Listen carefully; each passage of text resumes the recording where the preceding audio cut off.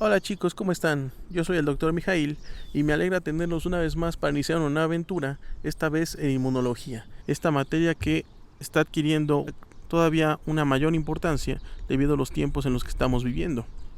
En esta ocasión he elegido el formato de video para poder presentarles los temas que vamos a desarrollar, porque me parece que es más cómodo para ustedes. Pueden revisar la clase cuando lo deseen, pueden ponerle pausa cuando lo necesiten, pueden repetirlo tantas veces quieran. Me parece que ofrece más ventajas que una clase en línea, porque en las clases en línea pues a veces nos distraemos, a veces se vuelven un poco tediosas. Entonces vamos a desarrollar la clase así y ustedes díganme qué opinan en el grupo de Facebook. Podemos continuarlo de esta manera o podemos hacerlo mediante Zoom u otras herramientas como ustedes deseen. Acuérdense que el cliente lo que pida. La ventaja que ofrece esto es que no necesariamente tienen que ver el monitor. Pueden solamente escuchar mi voz mientras hacen otras actividades. Por ejemplo, trapear. Pueden ponerme mientras trapean. Entonces, vamos a comenzar con el tema del día de hoy. Vamos a iniciar con introducción a la respuesta inmune. Entonces, ¿de qué se encarga el sistema inmunológico? El sistema inmunológico se especializa en reconocer, en diferenciar lo que llamamos lo propio de lo extraño. Esto quiere decir que las células que componen al sistema inmune deben tener la capacidad para saber qué proteínas le pertenecen a nuestras células y qué proteínas le pertenecen a los agentes extraños, para que cuando uno de estos agentes patógenos nos invada, lo puedan identificar rápidamente y puedan montar una respuesta que lo elimine de forma eficaz. Esta respuesta inmune la vamos a dividir en dos grandes áreas, la que llamamos como inmunidad innata y la inmunidad adaptativa. Esto es para su estudio porque realmente van a descubrir conforme avancemos en este curso que la inmunidad innata y la adaptativa están interrelacionadas, se necesitan una a la otra. Entonces lo que vamos a ver el día de hoy son las diferencias entre innato y adaptativa, las propiedades que cada una de ellas tiene. Además de esto, debe quedarnos claro que cada tipo de respuesta tiene un componente celular y un componente humoral, es decir, las células que forman al sistema inmunológico, ustedes lo aprendieron en sus superclases de histología, son los leucocitos. Saben que los leucocitos se dividen en granulocitos, en fagocitos, en linfocitos, en muchos tipos de células. Pues la inmunidad innata y la inmunidad adaptativa cuentan con sus propios tipos de leucocitos, hay que saberlos diferenciar para que se nos haga más fácil la vida. Y el componente humoral. No se pierdan cirugía, van a aprender en historia de la cirugía que cuando nosotros nos referimos a el término humoral, estamos indicando a los componentes que están en la sangre, específicamente en este caso a las proteínas que circulan en ella. Hay proteínas que son parte del sistema inmunológico y que trabajan en equipo con los leucocitos.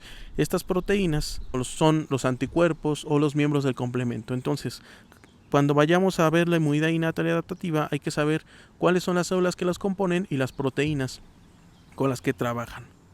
Vamos a comenzar entonces con la inmunidad innata. ¿Cuáles son las características de la inmunidad innata? Como su nombre lo dice, innato se presenta desde el nacimiento. La inmunidad innata siempre ha estado con nosotros. No necesita existir un agente extraño para que esta inmunidad esté presente. La inmunidad innata constituye la primera línea de defensa. Los microorganismos que intentan invadir nuestro cuerpo tienen que vencerla para poder seguir adelante. Y es la más antigua filogenéticamente, es decir, que si nos vamos hacia atrás en la evolución de las especies, nos daremos cuenta que la primera en aparecer fue este tipo de inmunidad. Después vendría la inmunidad adaptativa. Es la inmunidad más rápida de las dos.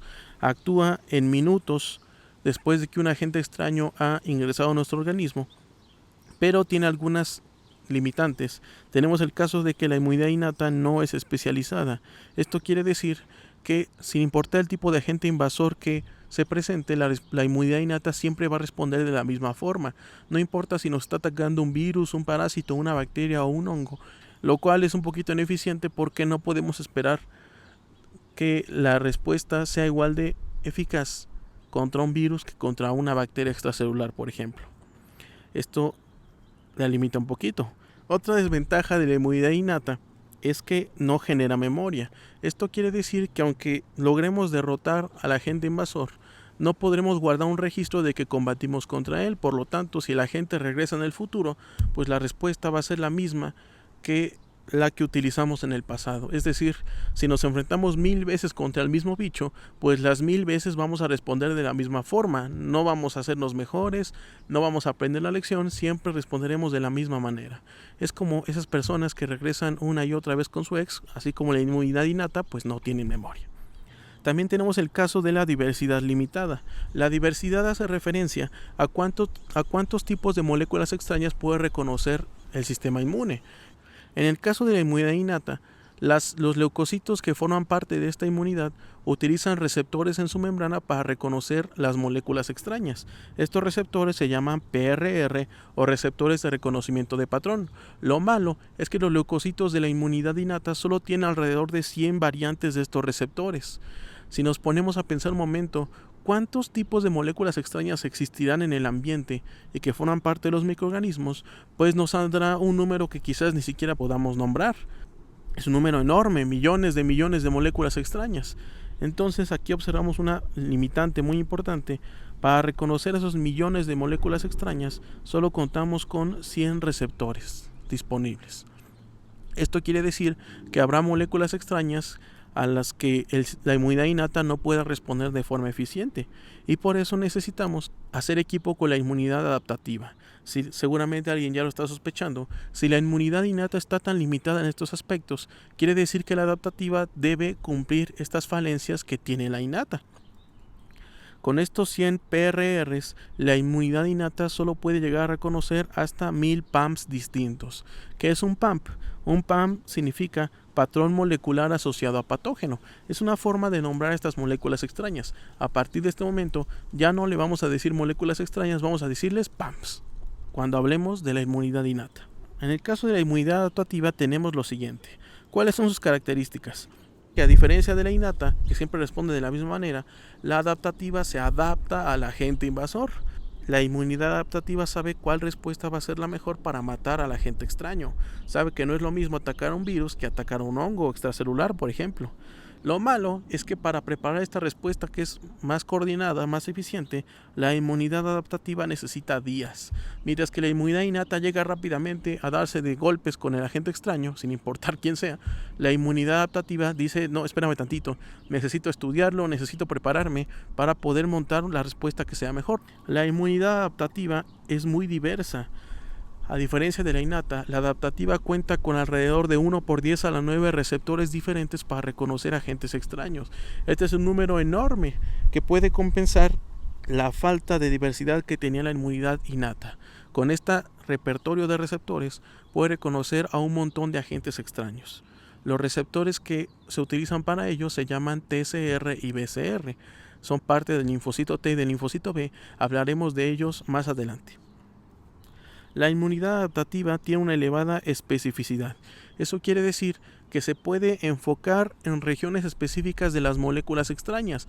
La inmunidad adaptativa no tiene por qué reconocer a toda la molécula completa, puede reconocer únicamente ciertas regiones distintivas que va a utilizar como puntos de referencia para poder guiar a los leucocitos hacia la destrucción del agente extraño. Pongamos un ejemplo, es como si alguien te pidiera referencias para encontrar una persona. No creo que tú te pongas a describir todas las características que tiene este individuo por el que te están preguntando. Lo más probable es que te enfoques en ciertos aspectos que son los más llamativos de esta persona. Por ejemplo, le podrías decir, la persona que estás buscando pues usa lentes. Y entonces la persona comenzará a buscar a otros individuos que vea con lentes y así será más probable que dé rápidamente con el individuo que está buscando.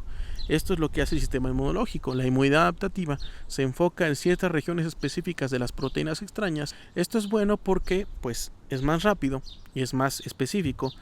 Esto es malo porque ¿qué pasaría si ese rasgo distintivo que escogimos para montar la respuesta inmunológica estuviera presente en nuestras propias proteínas? Entonces ya nos cargó el payaso, porque quiere decir que el sistema inmunológico va a atacar tanto a la bacteria que tiene este punto que identificamos como a las células que también lo posean. Esto se observa sobre todo en ciertas enfermedades autoinmunes, como el caso de la cardiopatía reumática, en donde para nuestra mala fortuna el Streptococcus pyogenes no se pierdan microbiología. Contiene una proteína, la proteína M, que es muy similar a las proteínas que se encuentran en la válvula mitral. Entonces a veces el sistema inmunológico se equivoca y ataca a las proteínas de la válvula mitral, las hace pedazos, pensando que es piógenes en el corazón, lo cual no es así. La inmunidad adaptativa es muy especializada. Vamos a lo que les comenté anteriormente. La inmunidad adaptativa puede escoger el mejor tipo de respuesta para enfrentarse al agente invasor. Quiere decir que hay linfocitos especializados en montar respuestas inmunológicas contra los virus, hay otros linfocitos que se especializan en coordinar la respuesta contra hongos y bacterias extracelulares, y hay otros linfocitos que coordinan la respuesta contra los parásitos, contra los gusanos que son más grandes. La inmunidad adaptativa presenta el fenómeno de expansión clonal. Cuando nosotros desarrollamos a los linfocitos en el timo durante el periodo embrionario, cada uno de esos linfocitos posee la capacidad de reconocer un cierto tipo de molécula extraña. No pueden reconocer a todas. Cuando aparece un agente invasor, lo que se hace es recolectar las proteínas extrañas que tenga este agente invasor en la zona donde ingresó y las vamos a llevar a los ganglios linfáticos, que es donde están los linfocitos T. Vamos a mostrar las proteínas extrañas y vamos a preguntar, oigan, ¿quién de ustedes sabe qué es esta molécula que tengo aquí? Solo habrá algunos linfocitos que sean capaces de reconocer a esas moléculas extrañas porque nacieron para identificarlas. Entonces esos linfocitos van a levantar la mano y van a decir, yo sé qué es eso, y entonces vamos a ir con ellos y una vez que verifiquemos que sí reconocen la molécula extraña, le ordenaremos que proliferen la expansión clonal para tener un ejército de linfocitos que están especializados en reconocer a esa proteína extraña y por lo tanto pueden montar una respuesta inmunológica contra ella. Esto es muy eficiente. Lo malo es que toma tiempo. Hay millones de clonas distintas de linfocitos T habitando los ganglios linfáticos. De aquí a que encontramos el linfocito T que tiene la capacidad de responder contra la proteína extraña que estamos mostrando, pues va a tomar su tiempo. Lo que explica en parte por qué la inmunidad adaptativa se tarda más que la inmunidad innata. Además tenemos que esperar el tiempo de proliferación de los linfocitos. Si ponemos un ejemplo, es como cuando su profesor les encarga exponer un tema en equipo. El profesor en su mente imagina que cada uno de los miembros que forman ese equipo va a leer el tema por su cuenta, después se van a reunir para discutirlo y cualquiera de ellos tendrá el dominio completo del tema que van a presentar, lo cual obviamente no va a pasar. Lo que hacen normalmente los alumnos es tomar el tema, dividirlo en capítulos y repartirlo entre cada uno de ellos, lo que significa que cada miembro del equipo va a dominar una parte del tema, va a ser especialista en ese tema, lo que significa que si el profesor llega a hacer una pregunta en particular sobre ese tema, pues el miembro del equipo que se haya especializado en él va a levantar la mano y va a contestar, se va a rifar por el equipo. Así es aquí, solamente aquellos linfocitos que hayan nacido para enfrentarse a esa molécula extraña van a ser los que proliferarán. La inmunidad adaptativa sí presenta memoria inmunológica. Significa que cuando aparezca un agente extraño, algunos de los linfocitos que hayan proliferado se van a convertir en linfocitos de memoria, que van a quedarse guardados en los órganos linfoides para que en caso de que vuelva el mismo agente extraño, estos se despierten y monten la respuesta. Quiere decir que cada vez que nos enfrentemos al mismo agente extraño, la respuesta va a ser más eficiente, más eficaz, porque tendremos células de memoria que ya sepan cómo combatirlo. Y explica muchos fenómenos curiosos, como por ejemplo, si alguna vez a ustedes en la infancia se llegaron a infectar de varicela, seguramente recordarán que por unos días desarrollaron manchas en su piel rojizas, eritematosas, que les daban mucha comezón, mucho prurito, pero que después de unos días se acababan resolviendo. Más si su mamá los llevó al médico y les dio una aciclovir, por ejemplo. No se pierdan farmacología. Esta fue la primera vez que se enfrentaron al virus de la varicela. Sus linfocitos aprendieron de él y se generaron linfocitos de memoria. Si en el futuro llegaran a infectarse otra vez del mismo agente de la varicela, pues ya tendrán linfocitos de memoria, van a producir anticuerpos que lo van a neutralizar y por lo tanto, si la primera vez tuvieron un cuadro que duró unos días, esta vez quizás ni siquiera manifiesten las lesiones tan características de esta patología, porque van a eliminar el virus de forma veloz. La memoria inmunológica es lo mejor que hay porque nos mantiene protegidos después de que hayamos derrotado al agente extraño. Y esto también es el fundamento de las vacunas. Lo que queremos con una vacuna es aplicar una variante del agente infeccioso, quizás una variante menos virulenta, menos agresiva, o a veces solamente se aplican las proteínas extrañas más características del agente infeccioso para que el sistema inmunológico las estudie, se las aprenda y genere células de memoria para que cuando nos enfrentemos al verdadero agente infeccioso, pues lo eliminemos con facilidad. Es lo que deseamos de este nuevo bicho que nos azota, que seamos capaces de generar una memoria inmunológica de largo plazo para que si nos volvemos a enfrentar a él, pues ya no nos haga nada. O que se desarrolle una vacuna que tenga este mismo potencial. No se pierdan el futuro, porque si no nos va a cargar el payaso. Como se los mencioné, cada tipo de inmunidad tiene sus componentes. En el caso de la inmunidad innata, tenemos 3 componentes principales: las barreras, el componente celular, que son los leucocitos, y el componente humoral, que son las proteínas del complemento. Entonces, la inmunidad innata pone la primera línea de defensa, que son las barreras. Estas barreras están ideadas para evitar que los agentes extraños puedan ingresar a nuestro organismo. Son de 3 tipos: barreras físicas, químicas y biológicas. Las barreras físicas son, por ejemplo, las uniones oclusivas que se encuentran en los queratinocitos de la piel. Estas uniones son tan estrechas que las bacterias no pueden pasar en medio de ellas, lo que hace que la piel sea virtualmente impermeable a ellas. A menos de que la piel sufra un corte, una disolución en su continuidad, las bacterias no podrán atravesarla. Tenemos las barreras químicas, como por ejemplo el pH. El pH ácido del estómago evita que la mayor parte de las bacterias puedan crecer en ese medio. Es muy agresivo para ellas. Saben que el pH desnaturaliza las proteínas, lo saben porque son muy buenos en bioquímica. Pocos organismos que pueden aguantar un medio así. Hablamos de bacterias como el Helicobacter pylori, esa desgraciada, el agente causal de la gastritis, por ejemplo. No se pierdan bacteriología. Las barreras biológicas, que toma cada vez más interés el estudio de la microbiota. Acuérdense que no se dice flora bacteriana porque nadie tiene margaritas creciendo allá adentro, se dice microbiota.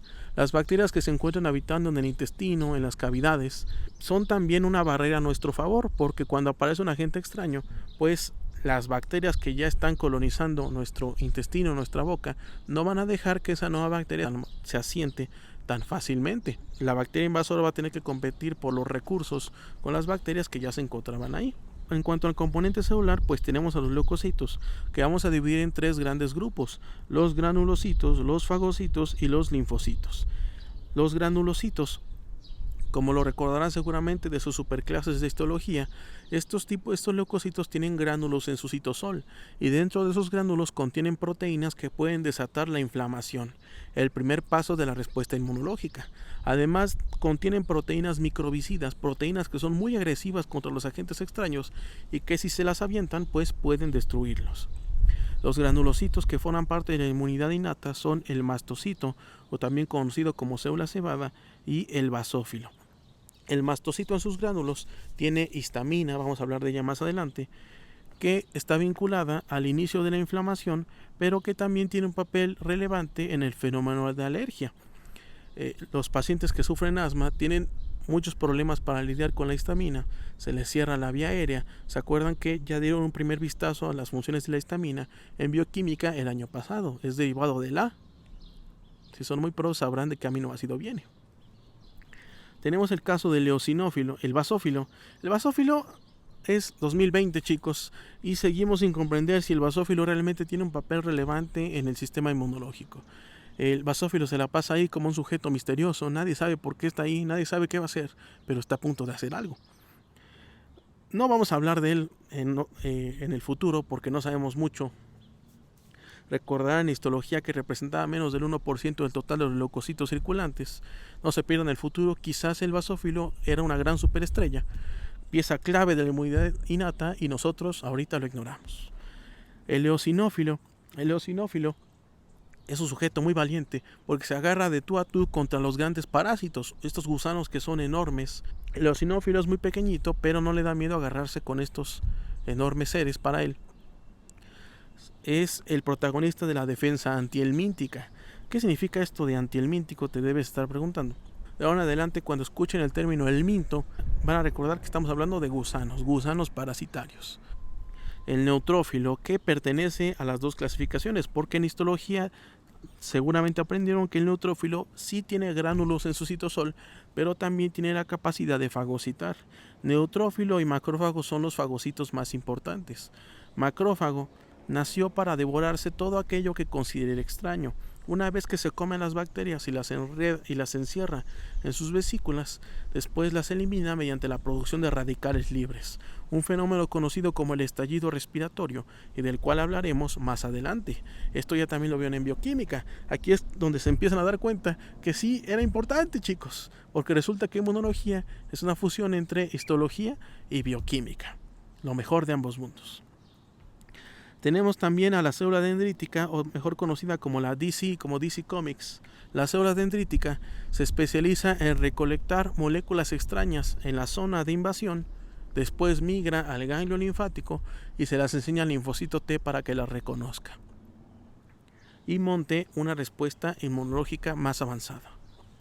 Ahora, los linfocitos que forman parte de la inmunidad innata, porque este es un error muy común, muchas veces nos hacen pensar que los linfocitos solo son de la adaptativa, pero no, hay linfocitos de la inmunidad innata. Tenemos dos clases, los llamados linfocitos natural killer, los asesinos naturales. Estos están especializados en eliminar células que han sido infectadas por virus.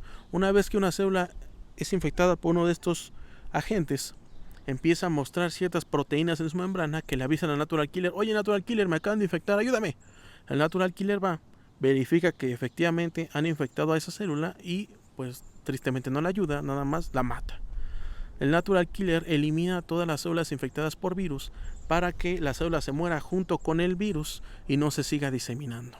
Es un sacrificio por el equipo. Los linfocitos natural killer también tienen la capacidad de identificar a células que se quieren volver malignas, células neoplásicas que aspiran a ser células cancerígenas. Las eliminan antes de que evolucionen y sea demasiado tarde. El problema es que a veces estas células neoplásicas aprenden a evadir la respuesta del natural killer. No se pierdan tercer bloque de inmunología del cáncer. Hablaremos de ese fenómeno tan particular. También tenemos a los llamados ILCE, o mejor conocidos como las células linfocíticas innatas. Estos ILCE son linfocitos que tienen un papel en la inflamación y también participan en la remodelación de los tejidos linfoides, en la construcción de un órgano linfático. Hablaremos de eso más adelante. Ahora, el componente humoral de la inmunidad innata, el complemento. Las proteínas del complemento están circulando en la sangre. Estas proteínas participan en tres funciones principales. La primera de ellas es la inflamación. Habrás notado que mencionamos este fenómeno ya varias veces y vamos a dedicarle un tema en específico para comprender de qué se trata la inflamación, en qué consiste, qué pasa en ese fenómeno. Las proteínas del complemento, su función más llamativa es formar el llamado MAC, que tiene nombre de computadora o de marca de maquillaje. El MAC, o mejor conocido como complejo de ataca-membrana, es un poro que perfora la membrana de las bacterias, y al perforarla la bacteria muere por lisis osmótica. La bacteria tiene una osmolaridad más elevada en su citosol comparada con la de la sangre, por ejemplo. Así que si el MAC perfora su membrana, al existir esta diferencia de concentraciones, pues el agua comienza a entrar a la bacteria y la mata. Hablaremos de cómo se ensambla este poro de ataca-membrana. Se puede formar mediante 3 rutas metabólicas distintas. Suena a bioquímica, nos vamos a divertir. Y por último, el complemento presenta una función de opsonización. Esta palabra que es nueva, pero que tenemos que familiarizarnos con ella porque es muy importante. ¿Qué significa opsonizar? Pues verás, como lo mencionamos anteriormente, las bacterias en su membrana tienen proteínas que para nosotros son extrañas. Estas proteínas son marcadas por el complemento, que aquí lo ponemos en verde. Las proteínas del complemento reconocen a esas proteínas extrañas y se les pegan, como si fueran banderitas, anuncian que allá hay un agente extraño. El macrófago puede fagocitar más fácilmente una bacteria que ha sido opsonizada. Tanto las proteínas del complemento como los anticuerpos pueden reconocer las proteínas extrañas de la membrana de la bacteria, se les pegan, la rodean y hacen más fácil que el macrófago llegue y se la coma. Es como si, gracias a estas proteínas del complemento y los anticuerpos, la bacteria se volviera más apetecible para el macrófago. Como cuando tú le pones catsup a tus papas o salsa a tus tacos, es para que sepa mejor. A estas proteínas que tienen la facultad de rodear a los microorganismos para que sea más fácil fagocitarlos, los vamos a llamar opsoninas. Los principales ejemplos de opsoninas son estas proteínas del complemento, que vamos a dedicarle un tema también a ellas, y los anticuerpos, de los cuales hablaremos en segundo bloque, que esperemos ya podamos vernos, reunirnos para cuando ese momento llegue. En cuanto a la inmunidad adaptativa, tenemos los componentes celulares, que aquí brillan los linfocitos. Tenemos muchas clases de linfocitos. Tenemos los clásicos que todo el mundo ubica, el linfocito T y el linfocito B, pero también tenemos al CTL o citotóxico. El linfocito T se especializa en coordinar la respuesta inmune. Él es el que va a decidir cuál es la variante de la respuesta que vamos a utilizar. Recuerden, siempre dependiendo del agente invasor, que hay subvariantes del linfocito T especializadas para cada agente extraño. Hablaremos de ellas en nuestro próximo capítulo. El linfocito B, cuya principal función es producir los anticuerpos. Estos anticuerpos, que a partir de este momento vamos a llamarlas con su nombre verdadero, inmunoglobulinas o IG. De ahora en adelante necesito que te familiarices con estas abreviaturas porque las vamos a utilizar mucho. ¿Qué significa IG? IG significa inmunoglobulina, no significa Instagram, significa inmunoglobulina. Estos anticuerpos que producen los linfocitos B son muy importantes. Los anticuerpos forman parte del componente humoral de la inmunidad innata. Son proteínas circulantes que participan en 5 funciones cruciales. La primera de ellas es neutralizar toxinas. Muchas bacterias liberan sus toxinas a la sangre. Esas toxinas, cuando se unen a las células, pueden matarlas, pero gracias a los anticuerpos se le pegan a las toxinas, evitando que interaccionen con las células. Muchos antídotos contra venenos de organismos ponzoñosos se basan en anticuerpos que neutralicen los componentes del veneno. Los anticuerpos pueden llevar a cabo opsonización, como lo dijimos antes. Debes recordarlo. Los anticuerpos reconocen las proteínas extrañas que rodean a la bacteria, se pegan a ellas y envuelven al organismo para que sea más fácil para el macrófago fagocitarlo. La lisis por complemento.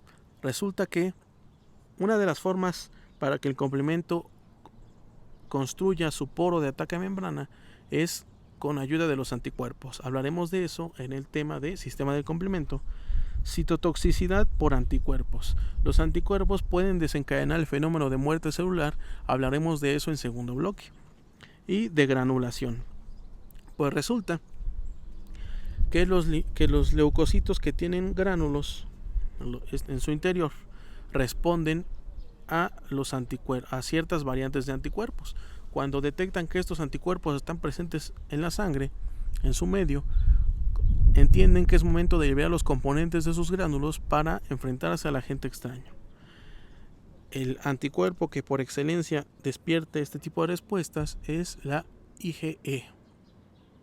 Porque vas a aprender, no te pierdas los próximos capítulos, que hay 5 grandes tipos de inmunoglobulinas. Está IgA, IgE, IgD, IgG, IgM. Hablaremos de cada una de ellas más a profundidad cuando lleguemos al segundo bloque, se va a poner bueno. Pero la inmunidad innata y la adaptativa no antagonizan en todo, tienen ciertos aspectos en común que tenemos que conocer. El primero de ellos es el fenómeno de tolerancia. ¿Qué significa la tolerancia? La capacidad para no responder ante las proteínas que son propias de nuestras células. ¿Cómo logramos esto? Pues cuando se están formando los linfocitos durante el desarrollo embrionario, algunos de esos linfocitos, para nuestra desgracia, nacieron con la capacidad de reconocer proteínas propias. Si dejamos que esos linfocitos sean liberados, pues van a montar respuestas inmunológicas contra estas proteínas y las van a hacer pedazos. Por suerte, tenemos mecanismos que nos permiten identificar a estos linfocitos T autorreactivos para suprimirlos. Aunque estos mecanismos no son perfectos, sí que puedes imaginarlo. Un escenario en donde estos mecanismos fallaron.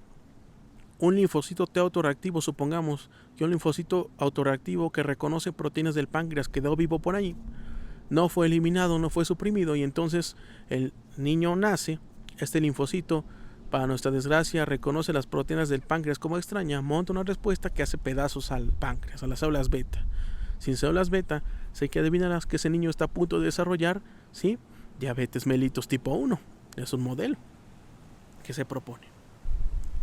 Y por último, tanto la inmunidad innata como la adaptativa están controlados por citocinas. Las citocinas son proteínas que tienen que ver con todas las funciones del sistema inmunológico.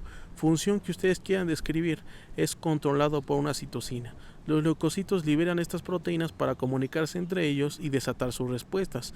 Hay citocinas para que los leucocitos proliferen, para que emigren, para inducir inflamación, para producir anticuerpos, para que se diferencien, para todo hay citocinas. Y si lo adivinas muy bien, vas a tener que aprenderte todas esas citocinas. No te pierdas el capítulo de citocinas. Por último, para despedir este tema, hablaremos de el concepto de inmunidad. ¿Qué significa inmunidad? La inmunidad hace referencia a que el organismo está protegido contra un agente en particular. Como ya lo estás adivinando, tiene que ver con la propiedad de memoria inmunológica. Cuando un organismo genera memoria inmunológica, sabe cómo enfrentarse al agente extraño y por lo tanto será muy difícil que se establezca la infección. Pero resulta que esta inmunidad se puede dividir en dos tipos principales: la inmunidad activa y la inmunidad pasiva. Para diferenciarlas es muy sencillo. En la inmunidad activa siempre se forma memoria inmunológica, porque nos enfrentamos y vencemos al agente extraño. En cambio, en la inmunidad pasiva no se genera memoria. Ahorita vamos a entender por qué.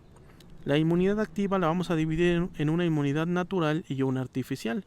La diferencia únicamente reside en dónde nos encontramos al agente extraño.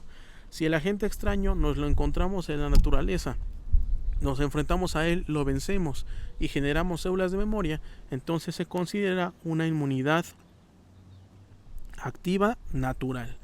Por ejemplo, este bicho, si nos enfrentamos al coronavirus, le ganamos y generamos memoria contra él, pues ya estaremos protegidos en un futuro contra una infección ante este organismo. Esperamos, porque les repito, a veces la memoria inmunológica no se establece de forma prolongada. Está la inmunidad activa pero artificial, es decir, cuando nos aplican el agente extraño pero mediante una vacuna. La vacuna puede contener una variante menos agresiva del agente extraño, es decir, atenuada, puede contener las proteínas más características del agente extraño, puede contener sus toxinas, esto con el fin de que el sistema inmune aprenda a reconocerlo, genere linfocitos de memoria, genere anticuerpos, para que cuando nos enfrentemos al verdadero agente extraño podamos hacerlo pedazos. Hay un antes y un después en la medicina, desde que Jenner dio el primer paso para el entendimiento de las vacunas. Jenner, si quieren buscar su historia, es muy interesante, entendió este principio y lo aplicó para el caso de la viruela. No vayan a hacer el ridículo y decir que cuando eran niños les dio viruela, no, les dio varicela, porque si les hubiera dado viruela estarían muertos. Gracias a las vacunas, enfermedades que antes eran muy agresivas, muy lesivas contra nosotros han quedado en el pasado.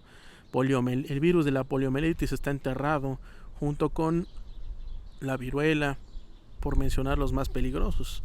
Para nuestra mala suerte, chicos, pues es el futuro. En el futuro pues están los movimientos antivacunas, que lo único que han hecho es esparcir ignorancia en la población y las personas dejan de llevar a sus hijos a vacunarse. Y por lo tanto empezamos a observar rebrotes de enfermedades que en México, al menos en México, ya estaban erradicadas. El sarampión no lo habíamos visto desde los 90 y como seguramente ya se enteraron, pues ha vuelto. Entonces no se pierdan virología.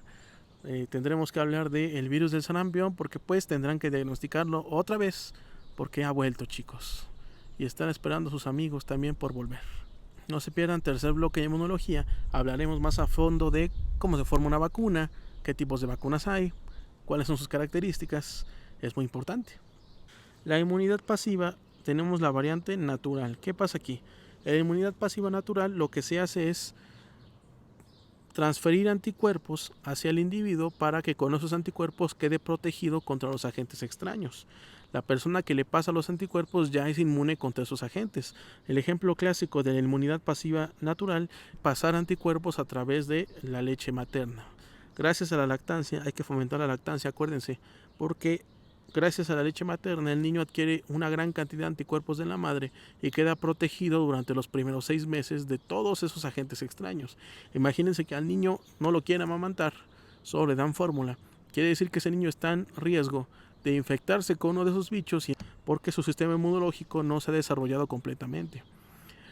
Un ejemplo es la tuberculosis en el recién nacido o la neumonía, que en ellos es muy agresiva y que se pudo haber evitado fácilmente con la lactancia. Además de que refuerza el vínculo de apego entre madre e hijo. Hablaremos de eso en fisiología posteriormente. Lo malo de esta inmunidad pasiva natural es que la protección solo dura mientras me estén pasando los anticuerpos. Es decir, cuando termina la lactancia, pues el niño ya no recibe los anticuerpos de la madre y por lo tanto ya no está protegido contra los agentes extraños y tendrá que crear sus propios anticuerpos para protegerse en el futuro. Los anticuerpos transplacentarios también son un ejemplo de inmunidad pasiva natural. En embriología aprendieron que la placenta permite el paso de una de las variantes de los anticuerpos, específicamente IgG. En cuanto a la inmunidad pasiva artificial, los anticuerpos se transfieren mediante lo que se conoce como un antisuero. Los antisueros se aplican en pacientes que han sido mordidos o que han sido picados por animales venenosos. Chicos, están en un país donde hay especies muy venenosas de serpientes. Tenemos a la serpiente de cascabel, la coralillo, tenemos alacranes que son muy venenosos. Si un paciente es mordido o picado por uno de estos organismos, tiene que acudir a su clínica en donde ustedes le aplicarán un antisuero. El antisuero contiene anticuerpos específicos para pegarse y neutralizar los componentes del veneno y salvar la vida del paciente. Si ustedes desean hacer su servicio social en uno de esos pueblitos que están en las sierras más altas, en los lugares más alejados, quizás tengan que lidiar con este tipo de situaciones. Es un clásico. Al paciente, un campesino, lo ha mordido una serpiente. Quizás agarró su machete y le cortó la cabeza a la serpiente y se las lleva a su escritorio y les dice: oiga doctora, fíjese que este animal me mordió, ¿qué hacemos? Ustedes dicen: esta es una serpiente de este tipo, el antisuero que se debe aplicar corresponde a este. Porque sí, recibirán en parasitología una pequeña introducción hacia animales venenosos, para que sepan reconocerlos, para que sepan identificarlos, en caso de que sus pacientes se les lleven la serpiente o la araña en un frasquito, toda pisada, o cosas así, suele pasar. Pero como estamos en el futuro, tengo que hablarles de otro tipo de inmunidad pasiva artificial, la que corresponde a los anticuerpos monoclonales.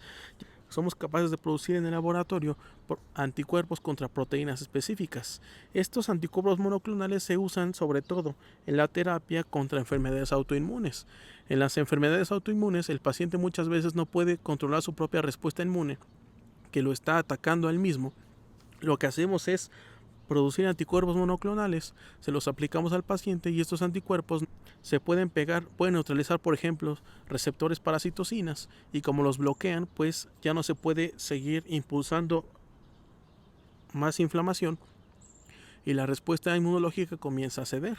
Hablaremos de la importancia de los anticuerpos monoclonales. Infliximab, hay muchos ejemplos, no se pierdan farmacología, no se pierdan inmunología segundo bloque. Y con esto, chicos, llegamos al final de nuestro primer tema. Espero que se hayan divertido en esta primera aproximación al campo de la inmunología. Recuerden que si tuvieron alguna duda con respecto a este primer punto, pueden agendar una asesoría personalizada conmigo en nuestra página de Facebook. También recuerden complementar la información que aquí se presenta con las revisiones que se suben a su grupo de Facebook. No se pierdan nuestro próximo episodio. Revisaremos células inmunológicas. Ahora sí veremos a profundidad a todos los leucocitos que forman parte tanto de la inmunidad innata como de la adaptativa. Es bueno volver, chicos. Me divertí mucho. Yo me divierto mucho haciendo esto. Espero les haya gustado. Es con mucho cariño para ustedes. Nos vemos la próxima.